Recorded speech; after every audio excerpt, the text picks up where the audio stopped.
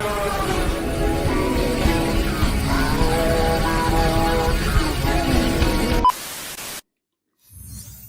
Slaughterbots are here and they're ready for civil war. Drew, what the hell is going on in this wild world?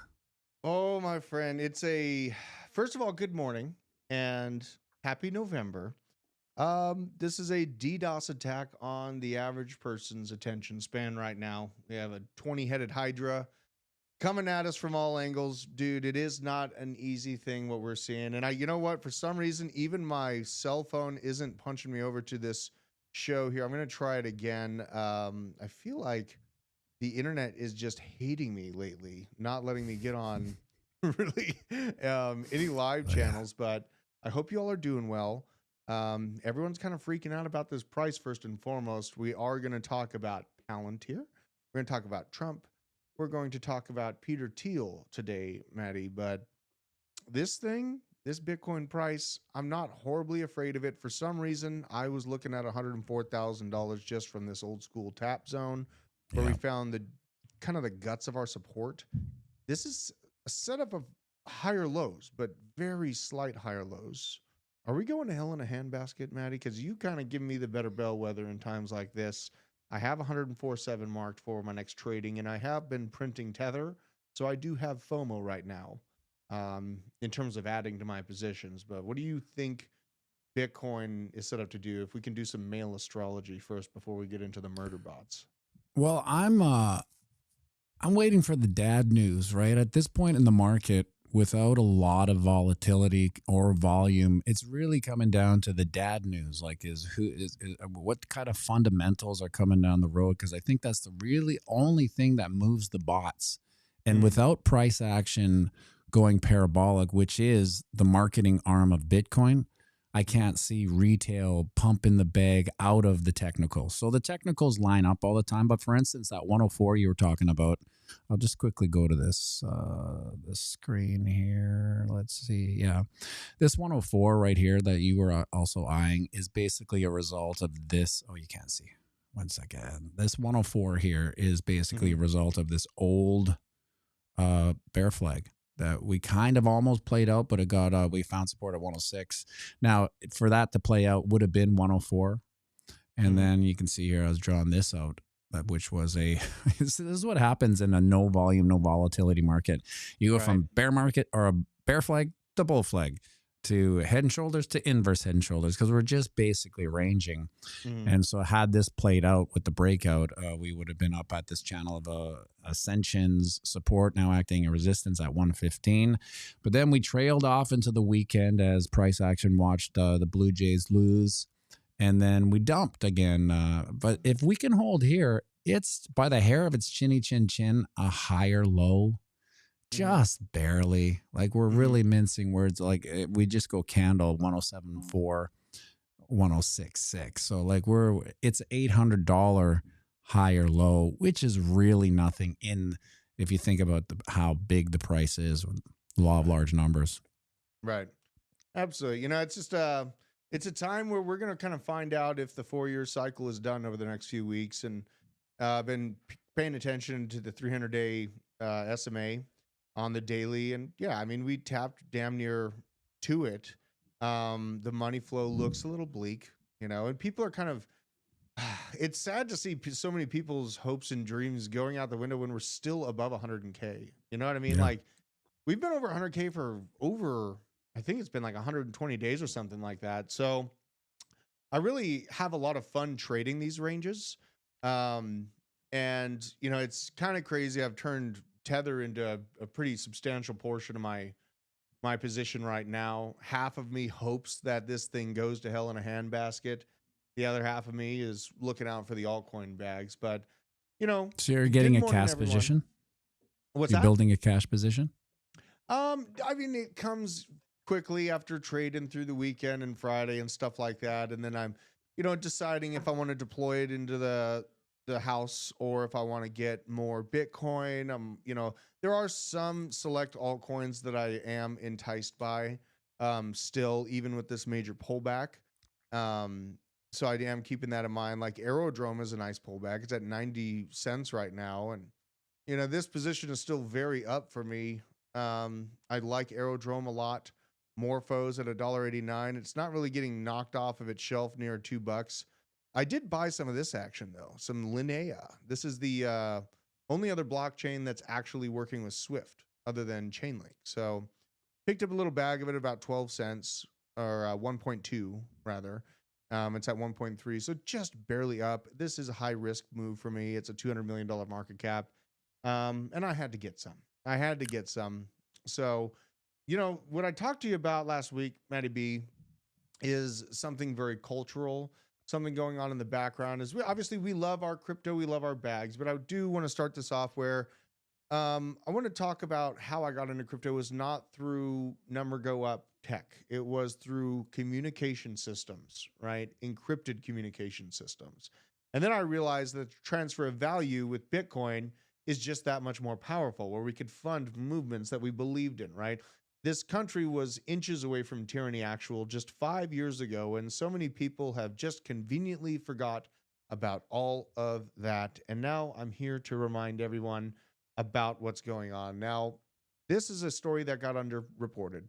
Trump tapped Palantir for compiling data on Americans, and essentially, Palantir's working with the US government to basically build out a series of contracts primarily for data analytics and using AI to assist with national security, defense, and domestic operations, right? So, what it is doing, it is categorizing every American within an AI database dependent on what kind of content that they are engaging with, right?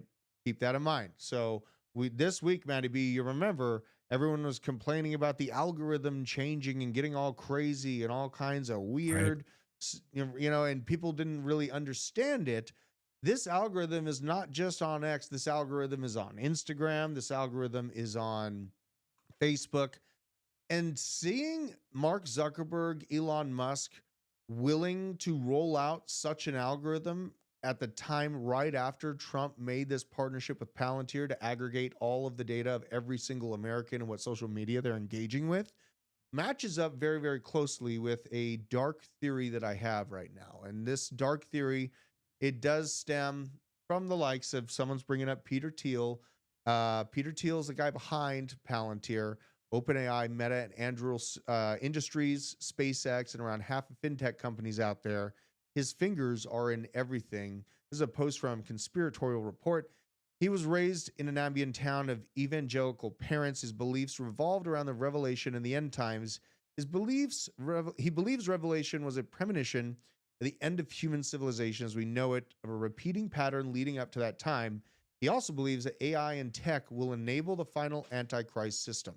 But that Antichrist will merely be a figurehead. His ideas of a second coming range from an AI system controlling humanity forever to a stable political order based on rigid rules and hierarchy. Let's stop there and think about what I just said with this AI data aggregation of everybody that's engaging with the current available algorithm. Now, how these systems truly decide if you're engaged with it or not is not from the like, it's not from the repost, it's if your retinas constrict while you look at the information. Your camera on your phone or your computer understands how your eye is moving while you're looking at that information, right? So, that being said, wonderful Peter Thiel built out a beast system. He had these ideas of an AI system controlling humanity forever. He has dabbled in Gnostic views about the reality being a false prison, and nothing really matters inside. Musk and other tech bro maxis rants were founded on this idea, and he has fed to all of them. The beast system will be a technological surveillance state. They are literally outwardly working with the US government in doing this right now. The whore of Babylon is the US, riding atop a military industrial complex, which gives the rise to a beast system of surveillance and control. Now, every single person that's out there with their retinas constricting to this new algorithm, in my opinion, is actively being categorized in their database as such. Now, how they deal with this person or these millions of people in the future. Matty B, do you have that demonstration from Palantir and their new technology of what AI will decide to do with those people that are now marked within this database? I sure do, but buckle up, folks. Your kids probably have one of these, right? Not quite. Hell of a pilot? No. That skill is all AI. It's flying itself. Its processor can react 100 times faster than a human. The stochastic motion is an anti-sniper feature.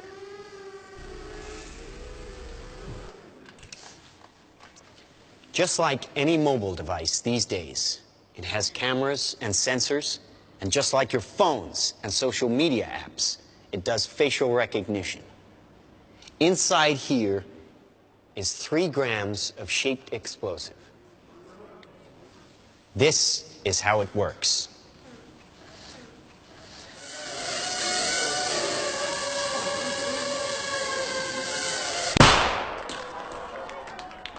Did you see that? That little bang is enough to penetrate the skull and destroy the contents.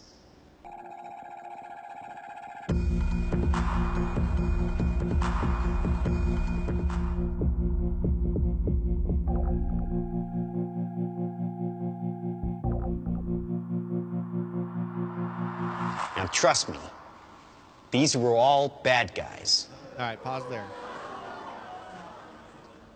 These were all bad guys. Now that is an air. One sec.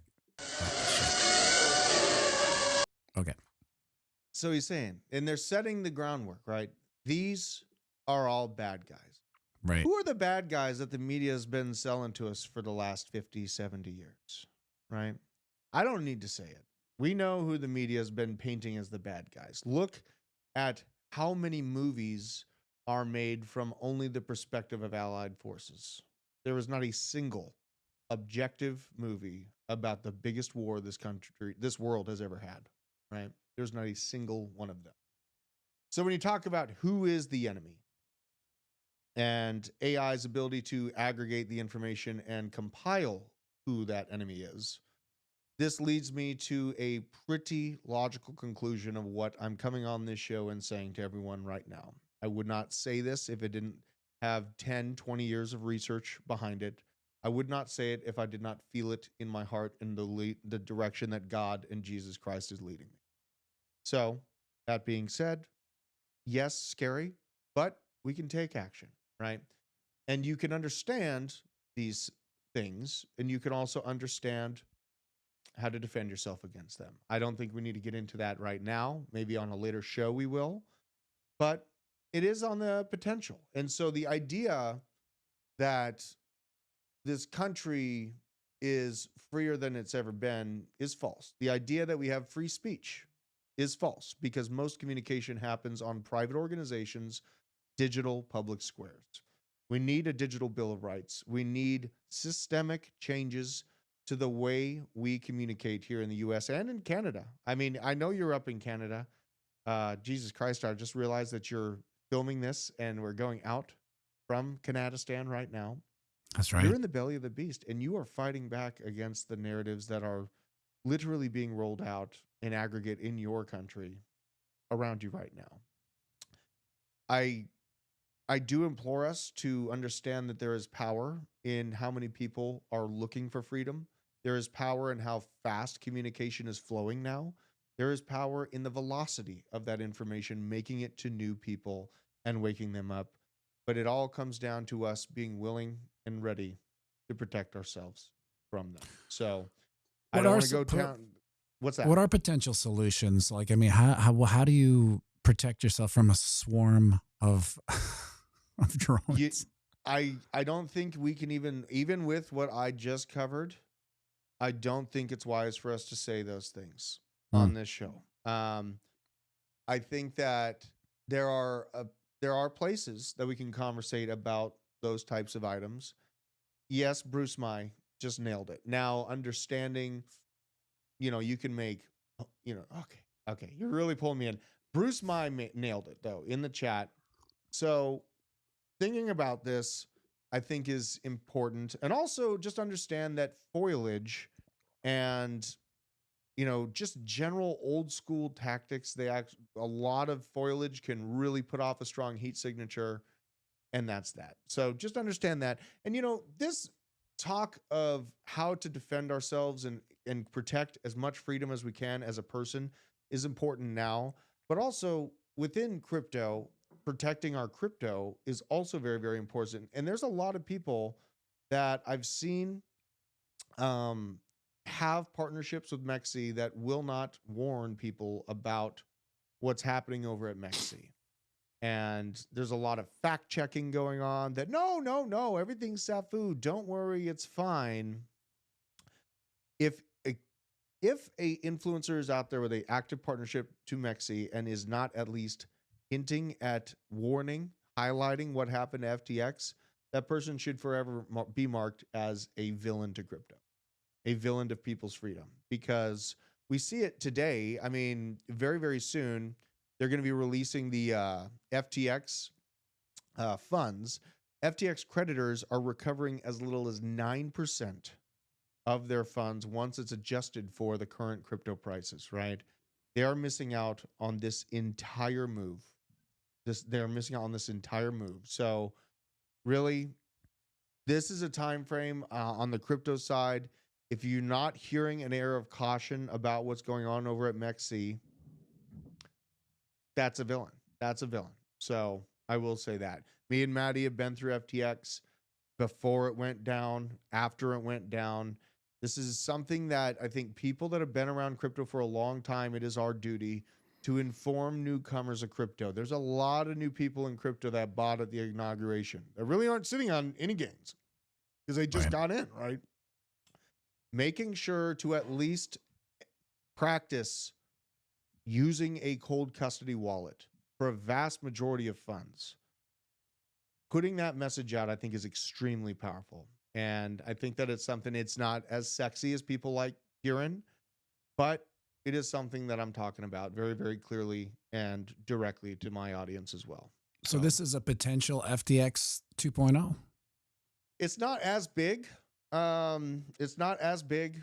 And, we what was that one that it was like Bitmain or not Bitmain?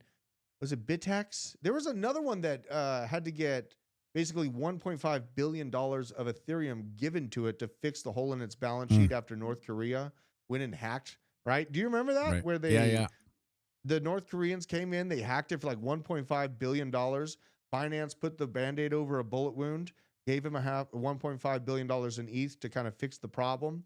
But this is another wobble in these centralized exchanges that I've noticed. And it's up to me to talk about these things in an open format, not be afraid. What if they don't like me? What if I don't get a partnership? It doesn't matter. None of that matters. It's Upbit. Thank you, Dramoda. It was Upbit that got hit like that. So we've seen Upbit get hit for 1.5 billion. We've seen liquidity get pulled from most exchange. And this is the crazy part about that wick down to $101,000 that Bitcoin had. And then a lot of alts fell by like 90% in the flash of an eye and then recovered halfway up, some of them back to where they were. That is, Binance controls 70% of all liquidity across exchanges. They pulled that liquidity right before peak trading, massive open interest, and crazy news coming out of the White House, all within the same 5 minutes, right? They pulled the liquidity. They pulled the rug from many, many of these exchanges. And that's why stop losses weren't hit, because there was nobody on the other side of that trade. They pulled the liquidity. They pulled those buy orders away. So just keep that in mind, right? Didn't FTX do something like that as well on the downside? FTX did, and really like the exchange went dark very, very quickly. And Sam even came out last week and he was like sharing a Google spreadsheet, and he was talking about the funds were never gone. Let's see if I can find this here. Sam actually came out with it last week. He's talking about like the funds were never gone. Oh, there's so many things I've gotten here. This is how all the altcoins people feel. Oh. sad.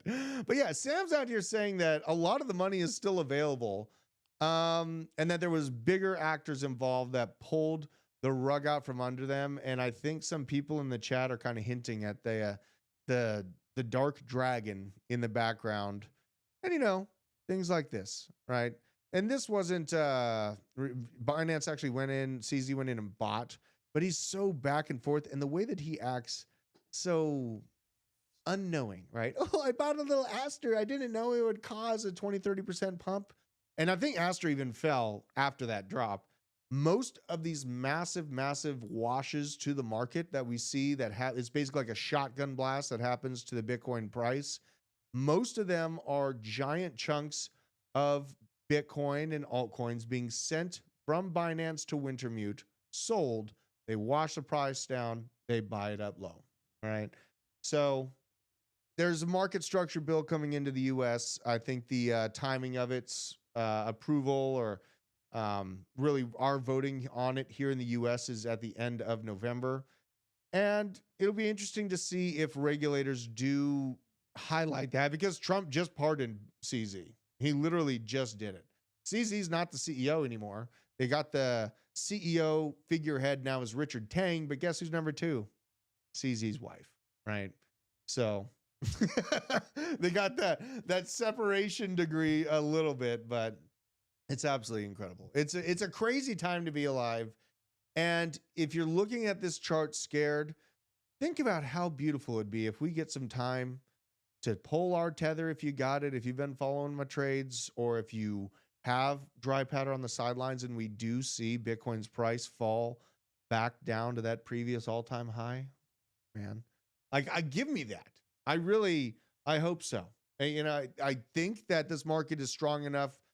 Governments are, in it enough, and BlackRock's in it enough where we're going to see a skewed, uncontrollable version of basically a slow grind up, which is basically what this has turned into. If this does have a flash wick down to the 70s, 60s, I'm backing the truck up big time. So imagine that's my this. opinion of it. Imagine the past 4 years if Dirty Gary Gensler was just like in his backroom talks. He was just like, listen, guys, I just want to protect, these investors from these centralized exchanges that are wash trading. Like that's really my whole goal here, is just to protect against wash trading.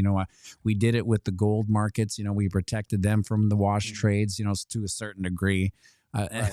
And he took so much shit for it, like endless shit. Like he was like persona non grata for 4 years, and all the time he's just trying to protect the market from these kind of rogue exchanges where it's a wild west for them still. They can really do anything. And when you make as much money as CZ, I mean, you just buy a pardon.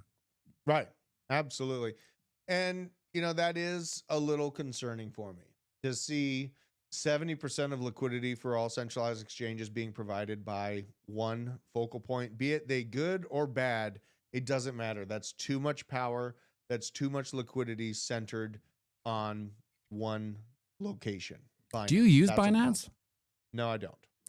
If anyone in the chat here, let us know if you actually use Binance, because it's one of those things where, like, I don't know a lot of people in real life that are, active investors in Bitcoin and crypto, but I definitely don't know anyone using Binance. And I know as a Canadian, we can't even use Binance. So there's that. We got kind of pushed out of it. Remember, like Operation Choke Point 2.0 and all the regulations that were going on last bull market.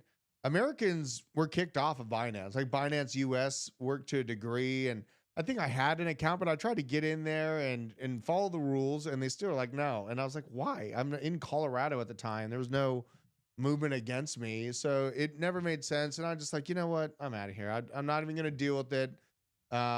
It's too political. It's too powerful. It's too much of a center point for me to want to get involved with it. So it is what it is. Like I'm not going to go in there and expose my long-term bag to that type of stuff. You know what I mean?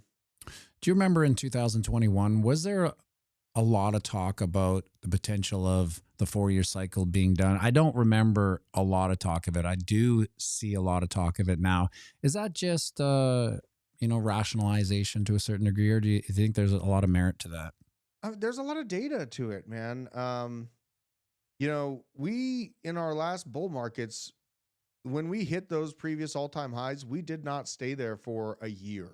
We stayed there for a month or two, right? Right. Like it's a very, very short time we spent at previous all-time highs. And this is from the mindset of a 4-year maxi.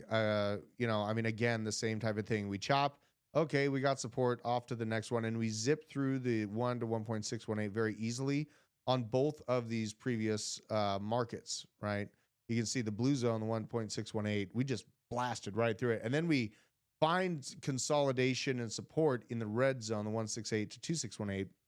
This market is very structurally different because we spent at that previous all-time high, even with the outlook of strategic reserves and BlackRock ETFs, we ranged here for 236 days. That's much longer than we had ever done. And now Was that Summer Bummer 24? Yeah, this is the yen carry trade. Yes. And so there was a huge washout. Even people are calling for the market to be done here, but time and time again, we have this ranging, bam, you go to hell, and then zip on up to the next one, right? We look at this one, the next zone, this is inauguration time frame, ranging, slam down because of tariff trades, and then zip on up to the next one. And where we're at right now,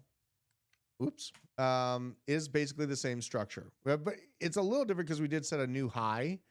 But, I mean, this is just flopping and groping, right? Blap, blap. And something like that 104 does tap the previous high, just like the last two times. And this is basically a slow grind up into the right. This is starting to look more and more like the S&P 500, right? Mm-hmm. Where you basically just wash out to previous cycle tops or previous pump tops and then move on up from there. It's much different structurally than any bull market we've ever seen in Bitcoin's history. Absolutely 100%. And if people are like, structurally, it is very different. People want to say, no, it's no different and we're right on time. They're not paying attention to everything. They're not being objective. They're not being objective about that conversation. I will say that. And I could argue with pretty much anyone about this because I've spent, 5 years as a dedicated researcher to particularly the 4-year cycle. And then when I look at the Bitcoin dominance, it's also structurally different. So this, again, is a slow grind up and to the right. Now, a lot of altcoin hopes and dreams are hoping that this is ending up to be a head and shoulders pattern, right? Beep, beep. And then we drop down to the 50% Bitcoin dominance. But I think Bitcoin dominance is going to hold at 50%. I do not think that altcoins are going to absorb so much that Bitcoin drops to 40% something. Something in the 42, 44%. I don't think that's coming. I think the lowest Bitcoin goes in terms of dominance is 50%. That still means great things for the right altcoins, but the key word there is right altcoins because there's a lot of vaporware that's being realized as vaporware and people aren't interested, right? And this is like the 300 SMA is starting to kind of round out here. So it'll be interesting to see if Bitcoin just takes a moment of breath, and most retail is like out of altcoins anyways. So this would be like absolutely the most hated rally in all of crypto if this dominance does fall. And I do think it's actually going to fall, but it's going to be on a different time frame because I think our cycle is more tailored around the business cycle, the liquidity within the business cycle. And it just so happened to match up the last two markets with the 4-year cycle and as well the political spectrum, the elections. But now we have midterm elections in 2026 and the business cycle at extreme lows, banks being stressed out to literally their breaking point, especially with this government shutdown going on. And it's absolute Thunderdome, right? So you have to kind of evaluate, why are you in crypto? Right? Why are you in crypto? Is it to get rich quick? If it is to get rich quick, you're probably going to get wrecked. If you don't have long-term vision and understanding of how important it is to have free ability to exchange your value, which is Bitcoin, then you're going to get bulldozered by what this is, because this is nothing like we've ever seen. Bitcoin has never been through stagflation. It's never been through a trade war. It has never been through country level tariffs. It's never been through a Slaughterbots. Right, a Slaughterbots. It's never been through any of this stuff. So, just evaluate why we're here, I think, is something that I would absolutely say as well. Is there a bizarre chicken or an egg / cognitive dissonance between hoping for a head and shoulders on this dominance, but not realizing that without Bitcoin making a pump, there really is no alt season? So like, for instance, if we see a Bitcoin dominance tank, is there any gas in the market for a altcoin run if Not all Bitcoin has no altcoins. power? Not all altcoins. And what we've seen is like when dominance fell in the last 2 cycles, the price goes up, but the control over the overall market cap goes down, right? So it's not that the price of Bitcoin is going down on these cliffs. It's that the control over the larger market cap is lessened or let go of.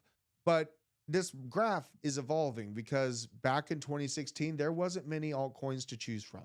It was not nearly what we've seen now. This 2021 bull market, it was a lot of vaporware, a lot of hopes and dreams, speculation that we go to the moon when XYZ token gets an ETF. And so people are speculating on that. Here, I think it's utility driven. I think utility coins are going to reign king. I think very select projects are going to find the rise, and it's going to look a lot like the dot-com bubble. It's going to look a lot like the dot-com bubble, where thousands, if not hundreds of thousands of altcoins will go to zero and never return. And the projects that are integrated with the existing structure of finance will find their upside, right? Which is why I've been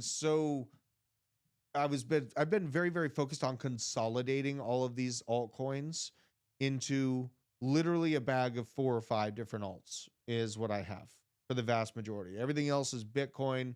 Sure, I got some retarded, $100 plays on, some meme coin that's like, I'm only wanting those if they're like super degenerate and I just forget about them. And if they do well, they do well. If they don't, I expect them to go to zero. So that's how I approach it. They're risky plays, and just taking laser scope pew pew is making me laugh. Pure hate.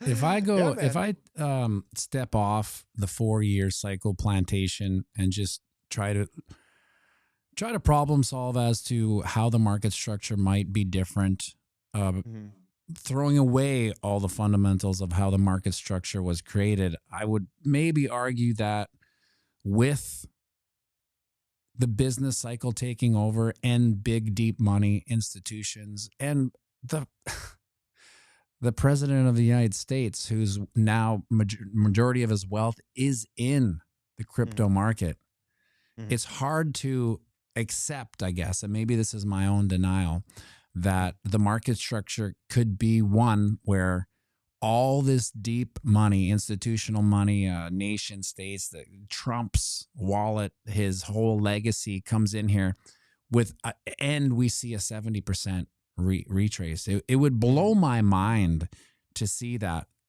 But at the same time, everybody, including Trump, including nation states, including hedge funds and institutions, has to learn about Bitcoin outside of it being just a speculative asset to make money. And maybe the 70% lesson that we've all taken is coming. Yeah, absolutely. And this is where we have to understand the ego of Trump. We have to understand the ego of Brian Armstrong. We have to understand the ego of CZ, because the movement of Trump now into crypto in trying to become, we have to think about this. The US wants to absolutely slaughter any chance the Chinese yuan or the Russian fiat currency has of actually competing with the US dollar.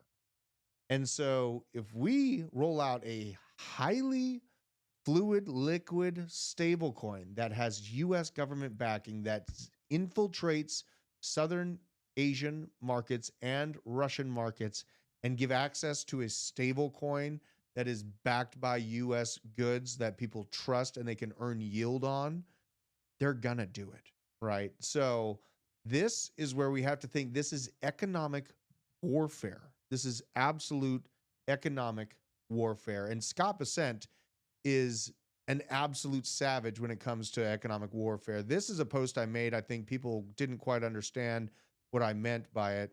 Let's go down to it here real quick. Sorry for the fast movement. Oh my God, look at this. This is me 20 years ago, Matty. I was 140 pounds at 6 feet tall. When this, I was like 18 weren't you years old. 6'5"? No, I graduated high school at 6 feet, 140 pounds. That's a base, right? This is a base. Yeah, I originally started on base, and this is what I was talking about though. So the Treasury Secretary Scott Bessent talking about 17 years after the white paper was incepted, Bitcoin network is still operational, more resilient than ever. Bitcoin never shuts down. Obviously, he threw his shot against the Democrats for being involved with this massive government shutdown. But what people don't understand is that this man, Scott Bessent, is the most proven currency general on planet Earth. He single-handedly took down the UK fiat system. Now, yes, they injected liquidity and brought it back, but it was a shot heard across the world. And now he can put that same pressure on the real estate sector that he did in the UK onto China and collapse them just the same way. He's also, what is he most excited about? Confiscating Bitcoin and rolling out a US government stablecoin to disrupt all fiat currencies across the planet all at once. It's happening. They're doing this. There is no way around this. So yeah, that's what I mean by like with the 4-year cycle. Basically, we are at the mercy of OG whales selling at the top and buying at the bottom. They are kind of they made the market, but now these OG whales are up against like institutional grade economic warfare, bro. Like yeah, they're literally up against the U.S. government, and they're going to lose. They're going to think they can outthink this. I really doubt it. Why the UK? Because Soros wanted to. Scott Bessent literally worked directly under Soros at that time. Mm-hmm. He was his man for this movement. So we've said a lot on this channel in the last 20 minutes. I'm going to be interested if we survive after this, Matty B. Oh, if we don't, we're going to start a new channel. I'll just go over to Rumble. Yeah, there is no stopping us. I feel like I just said a lot of stuff. This week, I'm going to be saying even more. I can't dox who I'm interviewing, but this guy is going to be in U.S. history books for centuries. So, and what channel are you doing that one on? On my personal X account. I can't put it anywhere else. Rumble, it can go. But other than that, I can't put it on YouTube. It's too much. When's that coming out? On Friday, and it will test how much you like me. It will test how anyone in this chat room likes me. It will test what we think we know about what happened 5 years ago. It will put all of that to the test. So please do stay tuned for that. Please do. And I suppose if you're not following Druth on X, maybe it's a good time to go and do it. Yes. Druth Crypto on X. You know, when you were talking about earlier with the Palantir and the Elon Musks, something stood out to me about that Joe Rogan interview with Elon Musk that I tried to watch it, but I honestly don't have the time for 3-hour podcasts anymore, which is unfortunate because I used to love them. So I got to kind of chew on them all weekend long. But one part that I parachuted into was him saying, I don't know how you do it. I don't know how you have all these massive companies, you run them all, yet you're a high-level gamer. Somehow you can game and you tweet almost all day long.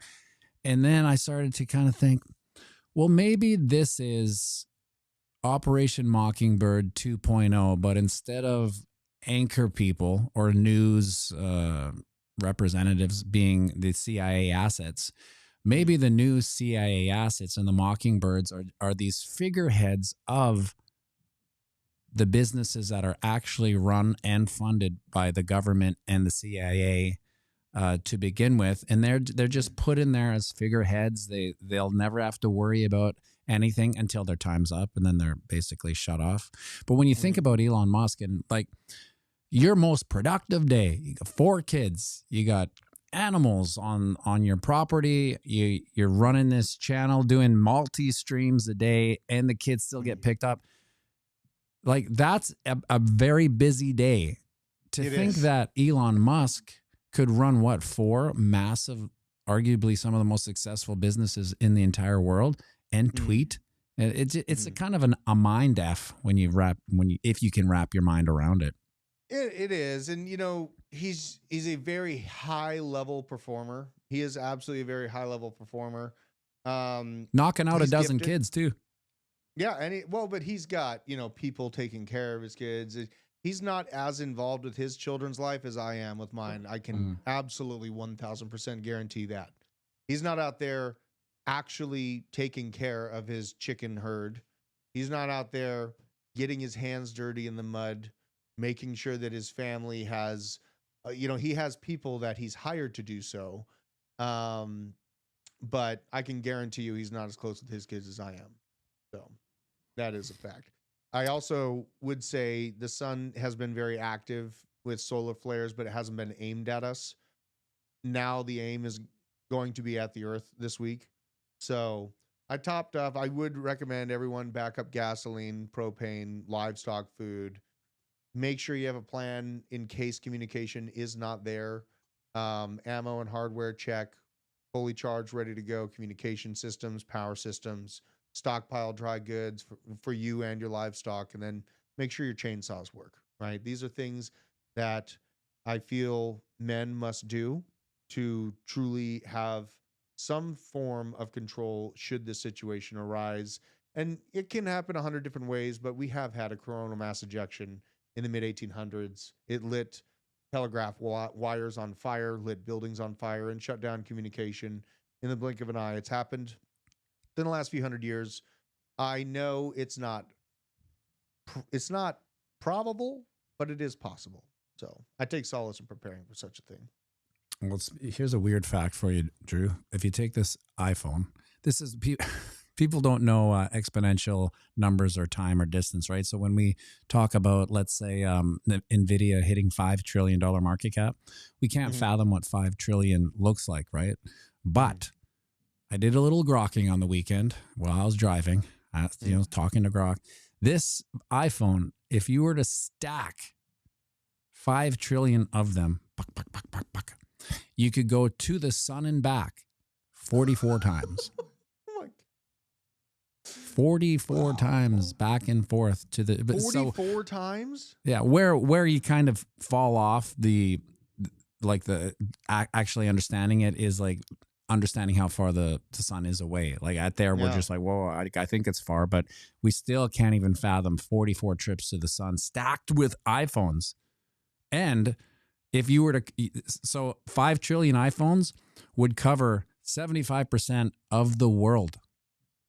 Like pavement, you could almost pave 75% of that's land and water with 5 trillion. That's why it's such a massive number, and people just throw it around now. Like I remember in 2021, $1 billion was like mind blowing. Now I see Michael Saylor talk about $1 billion. I'm nah. They're talking about $1 trillion pay package for Elon Musk. I mean, gold's at like 25, 26, maybe even 27 trillion. It hit near 30 trillion at that recent peak. Yeah, and people wonder, where's the money going to come from to crypto? It's like we're sitting here sloshing back and forth money between, projects with 3.5 trillion. Where's the money going to come? There are quadrillions of dollars in derivatives, just alone. Then there's, talk about 25 to 30 trillion dollars in the gold market. There is plenty of money to trickle down into crypto. It's a matter of if it's going to happen, where it's going to happen to. And a lot of people are sitting here diamond handing these meme coins from the meme coin super cycle, hoping that they will be part of that upswing. I do warn, most of those are dead forever. So take that from as you may. Last question for you when it comes to these altcoins and their previous all-time highs. If, and I say if, we don't see some of the strongest altcoins, whatever you want to put into that package, hit their previous all-time highs. Will they ever? You know, I think some of them will, but a vast majority of altcoins are going to find death by their own tokenomic design. The average crypto investor has woken up to the VC insider dump scandals, the scheme that these VCs have been rinsing and repeating on people over and over again. A lot of these different altcoins are finding sickness because of their own internal inflation that is built by design, right? So if they're not finding a front seat at a major bank for integration, if they're not finding a front seat with the United States or with China or with Russia, major nation states to actually be used in the financial system, they will die. And so we have to take that into account. Yes, I think that there's going to be a moment where you will find what I call an escape pump out of many of these things, but it's up to us, or me rather, to take the profits off the table. Everything that I have in altcoins, excluding that new Linea position, is literally house money left over from 2024. We had a 5-10x run in 2024. I took gads of profits, put it into my homestead, left some moon bags on the table, and I've been building the main position in Chainlink for literally 6 years. So it's a long-term play. Chainlink is absolutely my top conviction altcoin. I think Bitcoin, Ethereum, Chainlink, in that order, is how systemically important projects are going to be organized in the long term. If I'm playing around and I feel like Base is a big ecosystem, that Coinbase is not going to fail. BlackRock's not going to let them fail. This is why I feel strength in Aerodrome and Morpho and Base projects that find a seat at that table. But not all altcoins will make it to heaven. Absolutely. And I hate to be the bearer of bad news, but it is what I feel in my heart is true.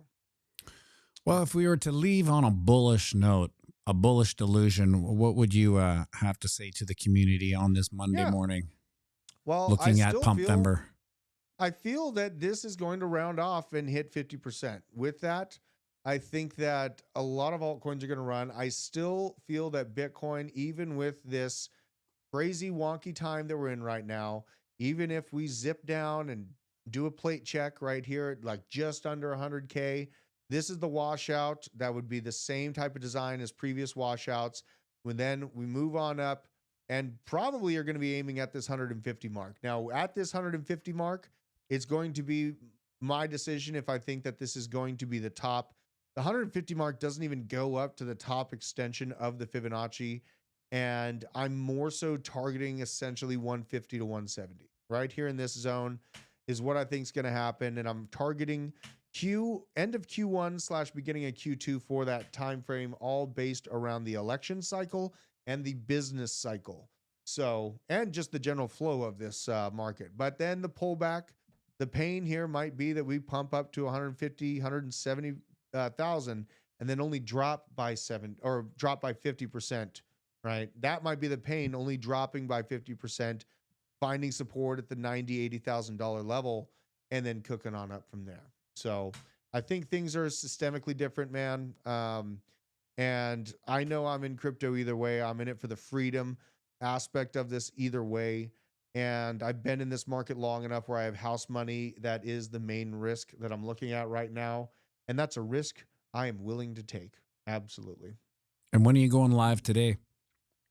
Going live at 2:30 with Kelly Kellum on the Discover Crypto channel.